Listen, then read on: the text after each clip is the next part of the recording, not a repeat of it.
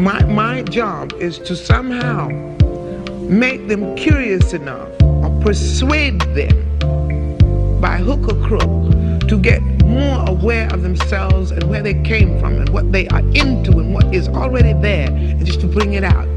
This is what compels me to compel them, and I will do it by whatever means necessary.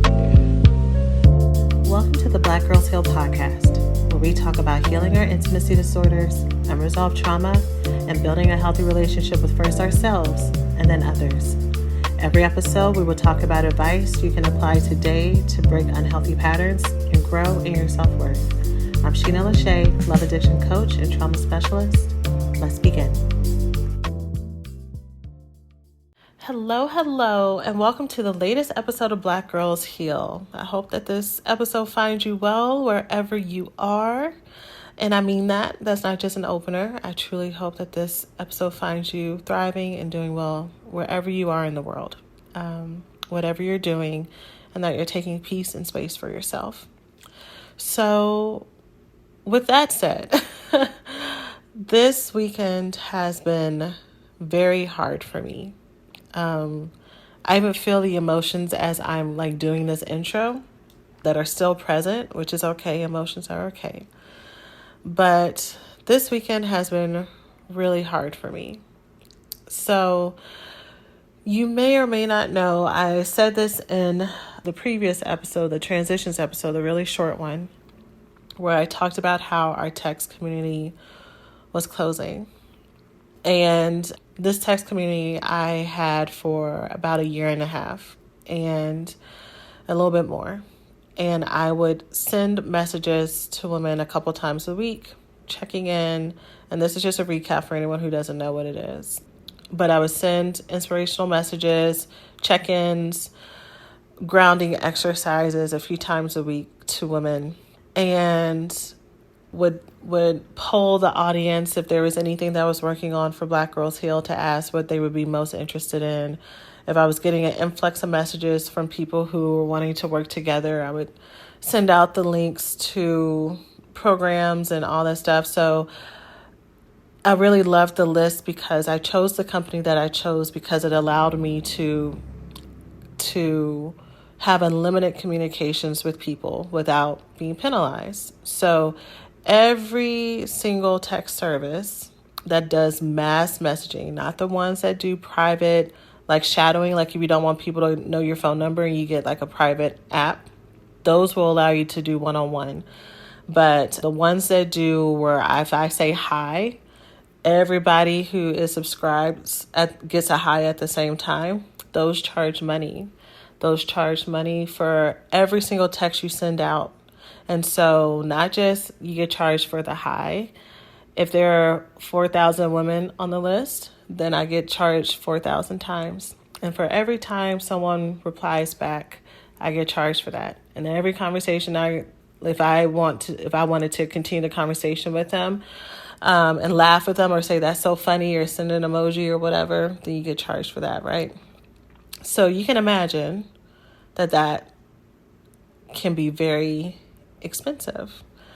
And so I found the one company that allowed me to have unlimited conversations with people, and which was beautiful. It was so great. Y'all, there would be days that I would block out my whole day, literally from the beginning of the day, like 9 a.m. as soon as I dropped off my son, to the end of the day, and respond to every single message. I did that several times. And I did this community because I wanted to reach out and touch the women in my audience, even the women who weren't currently students. And I did, and I got to know so many women. And so when the company responded, or not responded, when they messaged, we're not going to do this anymore. And not only do you need to pay for every single text, you're going to pay for this enormous fee on top of it. And this text community was free, by the way. I was like, I can't do that. Because even though it was free for the women who were receiving it, on the back end, I was paying into the thousands to keep this on. Paying into the thousands. And that's just money. Not even talking about time, energy, effort, like all that stuff. And I'm saying all this for a reason. This is not like, oh, look at me. The story I'm coming to is why I'm sharing this. Y'all need the context. So I fought with the company, went back and forth, like, this is really not fair. Like, can you grandfather people in as you switch your business model? They were like, no. And they were like, we're changing this in a week and a half. So buckle up. Right. So that was really devastating.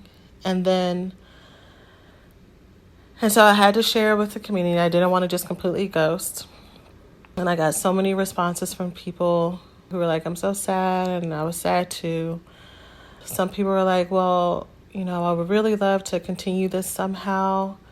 Throughout the years, people have also messaged me and said, I want to be able to talk with the other women. Like, can we have a group chat and all that stuff? And I had learned from experience by just watching the internet and just watching different communities that I've been a part in. People will say, let's just have a giant group chat. Let's just have a giant Discord or whatever kind of group, giant Facebook group. And those groups can get really wild and hurtful. Just in general, just if people are talking about favorite TV shows, things can go sideways. And so bringing in a group of people, a group of women who are already struggling with trust issues, struggling with feeling very sensitive, feeling very vulnerable because they want friendships, and just to allow a group to exist without being moderated, without teaching skills on how do you communicate, how do you show up, how do you ask for support, how do you share what it is that you're actually feeling, without actually coaching and supporting people on how to do that in an effective way, you're just creating a dumpster fire. And so I determined a long time ago that if I ever have a community discussion group, that there are always going to be a structure around it, because don't want that to be a triggering space. Behind the scenes, because I've gotten so many messages from women who've talked about how they've studied the podcast and how they will use the podcast as journaling prompts and or use some different points that I say as journaling prompts, and it's just really helped them move forward. Behind the scenes, I have been paying for someone to help me make worksheets from the episodes so that I can have healing circle questions that people can talk about episodes with their moms or their sisters or their friends, or just use it for themselves if they don't have anyone that they can share that with, or they don't want to, but they want to use it on their own. And then also a challenge where I would go in and like look at what the episode was about and then give them a next step that they could do, right? So I've been doing that behind the scenes. And so when I got this message from the text community company that they were completely changing things, I was like, well, I was thinking about doing this anyway down the road, so let's just make this whole thing a community now. And let's just put everything together. And so I got everything together as much as I could. I spent a whole day putting it together. And then I messaged it out to women. The platforms that these things come on are also not free. And then I sent it out, and I literally sent it out because there were so many messages that said they wanted something to keep going. And this is what everyone has been asking for. And let me try to put everything together. The membership was going to be like between $15 to $19. And I say was because it's not open for anyone who's wondering if I'm about to pitch a community. I'm not. And I'm going to tell you why I'm not in a second as well. But yeah, that was the range. I was like, okay, great. Like, this is, to cover the costs, like me being in the community, me being responsive, me like paying for these worksheets, me making these things happen, me putting all this out there. Okay, like this is something that will be accessible to the women who want it. Some people don't want it, that's fine. But for those who did want it, this is what this is for. And I had no expectations, no goal in mind for who needed to sign up or how many people needed to sign up. I just wanted to have something there since this really drastic change was happening. And there was one message in particular that really triggered me. Yeah, it really triggered me. This was a person who had been following me for years. I recognized her name. She'd been following me for years, and she said, I know you're trying to make your money, but I'm really strapped, and so I'm sad that this is going away. Just like the whole energy around it was as if this next community that I built, first of all, the insinuation that I'm taking the text community away just to take it away because I'm ready to make money, giving very much exploitation vibes, giving very much you're only in this for money's sake kind of thing. And y'all, I was so hurt. So hurt. And I'm still hurt because I can feel the tears come up as I talk about it. Sorry, I had to pause to catch myself. The tears come up as I talk about it, not because of necessarily the opinion in itself, but that it was coming from someone who has signed up for so many things, attended so many free things, benefited from this community this whole time, someone that I was engaging in conversation with regularly would send such a hurtful text as a hurtful message to me, because you would think that you would have seen the genuine place that all of this has always come from more than anybody else because you've been here, right? And I responded and I told her, that she said what she was going to focus on, because the text that prompted the goodbye was what are y'all checking in with? I was sending what are y'all checking in with? What are your intentions? How are you going to make yourself your best self? Those kind of texts. And so I was checking in because it was the middle of the month. This weekend, the last weekend that the community was open, it was the middle of the month. And so it was so how are you going with the attention, she said, at the beginning of the month. And she had said what she was working on, and then I followed. And so I was like, that's really great, because it was really great that she was focusing on those things for herself. And then I was like, but it does really hurt me that it hurts my feelings that you, and I can't remember how I said it, because y'all, this company, which is probably a good thing that the company is gone, because when I tell you that they have been kind of rude, unresponsive. I found out that a lot of people weren't getting texts I was sending out anyways. When I tell you that they a certain hour clicked and I was in the middle of responding to people's texts and telling people goodbye and I wish you I'm sending you the best and cheering people on. I was literally in the middle of writing a text and the thing signed out, and they didn't tell me that they were going to cut it off at a certain time. And I was like, oh, y'all are shiesty. Okay. But all that to say, I don't have what I sent this person, but I was like, it just hurts my feelings because, you've been receiving from me from so long. I've been here, the fact that you would think less of my integrity, that really hurt my feelings. And no response. And that's fine. She didn't need to respond because she's entitled to her opinion.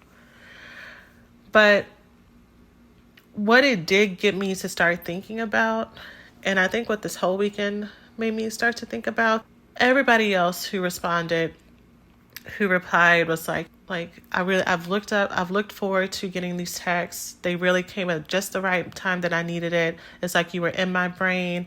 Thank you so much for doing this. Thank you so much for showing up. Thank you so much for caring about us. Thank you so much for not just seeing us. Whew.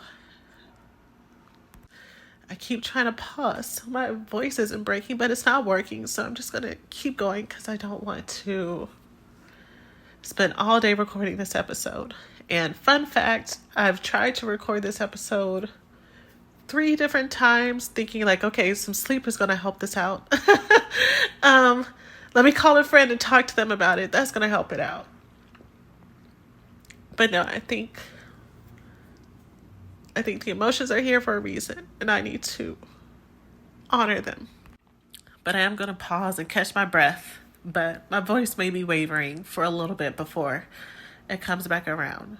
But so many people said thank you for, I can tell that you actually care, which I do, which has always been the energy behind everything that I've put out.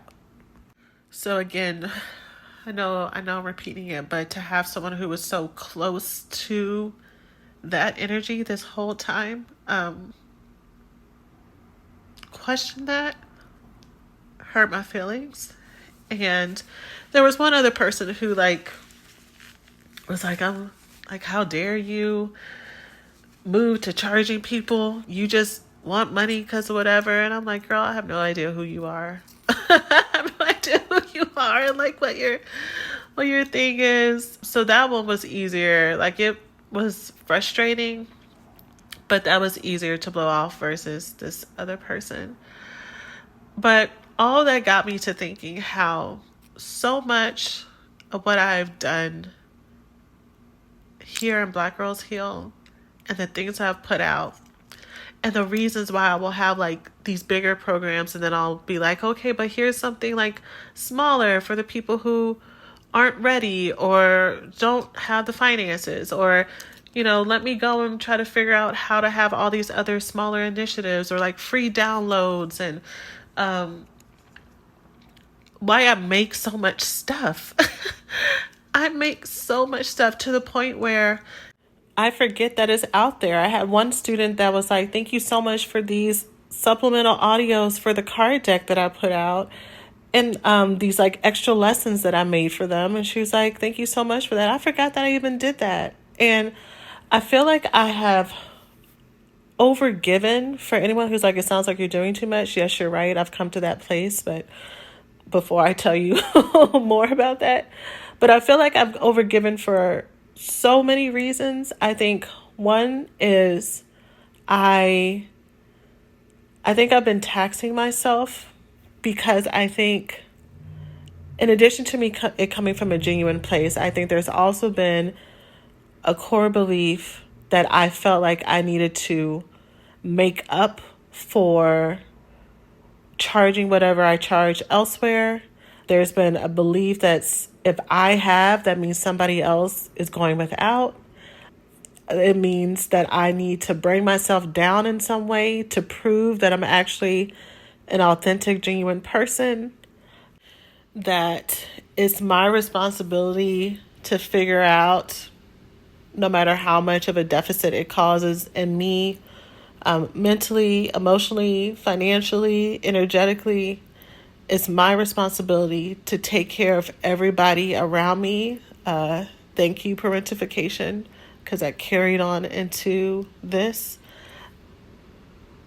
And so make enough stuff, make all these things so that everybody will have access to you in some capacity. And I've created everything in joy. I've always sat down with excitement and purpose, and it's never felt like a burden. It's never, which is how I know I'm doing what I'm supposed to be doing. I know I'm in the right place. It's never felt like a burden, ever, until the block that I'm at right now is if I were to continue to create, which I'm not. But if I were to continue to create, then it would start to feel like a burden. But I think what this text did is it highlighted an unseen motive that I had in addition to the joy, which is being so good and being so blameless that no one will be able to have anything to say, and outperforming out of people's potential judgments. And I think I relearned that lesson, that you cannot control what other people think, that other people are going to have their own opinions that have really nothing to do with you and nothing to do with your actions. But I think that can be really hard to receive and to discern a lot of times, because their opinion is about you, like it's personal, right? And so you might think that, okay, if this is what they think, if this is what they believe, I just have to show them that that's not true. I need to do my part to show up, to meet them halfway, meet them a little bit more than halfway, to meet that compromise, so that they can see that maybe the way that they see this right now is not true. But that's not the case. Sometimes it is about misunderstandings, and sometimes it's about where people's energy is.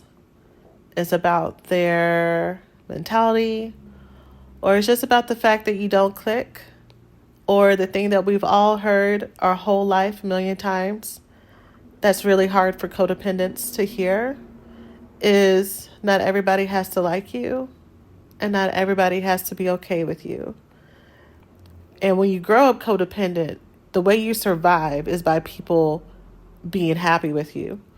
The way you avoid punishment, rejection, abandonment is to make sure that people are pleased, to make sure that you're under the radar, to make sure that you are blameless. So living in that can be very hard. It is very hard. And it's necessary. It's necessary because this was one text in the flurry of so many others that were very positive and who passed the vibe check. who we built something beautiful. Women who their names have never been on a checkout page of mine, but they have received so much. You know, the other person, because there were only 2 negative responses. The person who was like, "How dare you?" She said something to the effect of, in her text, "You know, the only thing you have for free is the podcast." First of all, bullshit. But okay, let's say that is the only thing I've ever offered for free. The only thing you have for free is the podcast. I'm like, well, you're telling me the podcast is not supportive and helpful to you? Y'all, it's like that part alone was like, you're saying this podcast that I spend hours recording, editing, freely giving my expertise, breaking things down here. You're saying that this is like nothing? Okay. All right, ma'am. Okay. Great. Thank you for being here. I hope you find what you need. And all these other places that you say are free. Great. I hope you find what you're looking for over there, because this isn't it. And I've been talking a lot with people around me about how the next stage of my growth is to be more visible, to step out there more, and how I have been playing safe by kind of staying in my own little safe corner with the people and the places that I'm comfortable with. Because if I step out, then that will expose me to criticism and all of that. But I think all of this stuff needed to happen so that I could, I guess, kind of rip the Band-Aid off a little bit and see that people are going to people. You know, what I've said before, people are always going to people. And what's more important is what I think about me. And if there's a part of me that's carrying on this codependent trauma that I am personally responsible for helping millions of people heal, that I have to come up with enough resources to bridge the gap between therapist access and people being able to find people in their community, bending over backwards to try to prove that I am a good person and that I'm listening by making all these smaller things for people. What this did for me, what this weekend has done, what the last 2 weeks have done, is, I guess, got me to a place to where I was finally able to believe that I've done enough. For years, I've had not only my colleagues and other people in my space watch all this stuff I put out and watch all the things I'm doing, be like, Sheena, like, that's a lot. I literally have had students, including students who stretch themselves financially to be in my programs. When I would be telling them other things that I had in mind, they were like, Sheena, you don't need to do that. Or, Sheena, you're talking about doing this for free. You need to charge. Like literally the financially strapped ones telling me, Sheena, you stop. You are doing too much. And okay, I'm at a place where I am, I guess, finally able to listen and believe that I have done enough, that I am doing enough. And so that involves, for me, releasing myself from this burden and these shackles that I've had, which are this belief that I've had that if I have success, that means other people are in lack, that I am responsible for everyone, including people who aren't ready, don't want to, don't like me. You know, the hate follows are a thing, and I know that, and it's not my responsibility to convert people who are just hell-bent on having negative beliefs and assumptions, and releasing myself from that. But I think more than anything, no one can make you feel about yourself anything that you don't either believe yourself or have a sensitivity or wounding around.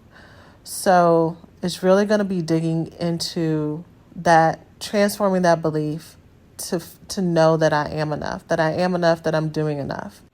To not have to overcompensate or bend to make myself more accessible, because the people who want and appreciate whatever you have are going to be appreciative no matter what. And all of this other stuff I've been doing has been me just trying to make penance or apologize for something that there was nothing to make up for. There was nothing to apologize for, because I've already been giving enough. And who I am as a healer and a teacher is enough. And those who enjoy that and appreciate that are going to get all of that. You know, they're going to receive the benefit of that. And the people who don't, it's not my responsibility to help them get there. It's not my responsibility to help them get there. And I need to be comfortable with that. I need to be comfortable with that they need to work that out on their own. And I didn't cause it. And I'm also not going to be the solution for it. And that's okay. So those are some things in my thought process. I might talk more about just the actual mechanics of this and what that looks like practically in a podcast episode once I feel like I've had some mastery around it. But outside of that, mentally, what that practically means for me as a teacher and healer here on Black Girls Heal in this season, I am pulling all the way back and not creating or doing anything new. I am going to focus on my recovery school program, which has always been the main thing that I wanted people to do anyways, to be the main thing. And nothing else underneath needs to take my focus or for me to try to pour into, because that's already where I am fully and where I've developed everything. So I am fully focused on that. But even with that, I have already been planning to transition to really pour into other people who are healers, who are helping other people heal and helping them with where they are emotionally, helping them with business things, helping them learn how to hold space for other people while creating resources that actually provide transformation. And so that was already part of my plan to do this fall. So we're in our last cohort for the recovery school, and I mean the last. I am closing it after December. I'm not taking any more folks within the program. I'm going to open up enrollment one more time in September, and the women who join then will have that smaller cohort for personal coaching through the end of the year. And I'm going to give them everything I have. I'm going to give the women who are coming to our retreats, which are full, I'm going to give them everything I have. The women who are coming to our August workshop, I'm going to give them what I got. And that's going to be it for me doing personal coaching. And I'm going to trust that this podcast is enough. And that the 3 years of episodes I've already done, and then all the episodes I will continue to do will be of support to people as I transition into supporting healers create their own platforms or pour into their clients or pour into whatever it is that they are doing, because it's hard. The things I'm talking about here, we healers do real labor. It is real labor to create resources, to hold space, to hold trauma for other people, and then to take care of your own trauma, and to show up for yourself. And there are so many resources that talk about some of the practicalities of things, but they don't really talk about bringing that all together. And so I will be transitioning to be a resource for that. So yeah, that is what I'm doing. I am putting myself on a creation freeze, and we'll see how I feel in 2023. But for right now, that's what I got. And even when I do the mastermind for other healing professionals, I'm going to be teaching it live. Like, I'm really going to lean into, this is enough. I am enough. My expertise is enough. And providing that support for women by just being present, instead of feeling like I have to do a million things at once to fill gaps of not feeling enough in some ways. So I want to be clear, though, that even though this weekend was hard for me, it will not and has not overshadowed any and all of the blessings and abundance and love that I was able to give and to receive to the women who are in my text community, and any and all of the initiatives. There have been so many things that I have done over the years, and that I've gotten to meet women who've come in and out of Black Girls Heal in their different seasons, some taking what they need and leaving, some people staying, some people coming just a little bit and then popping back in and out, whatever it looks like. I've been happy to have y'all. I've been happy to be able to make an impact and to touch you. And I know I'm always going to try to find ways to reach out and touch, because that is what I want. That brings me genuine joy and pleasure.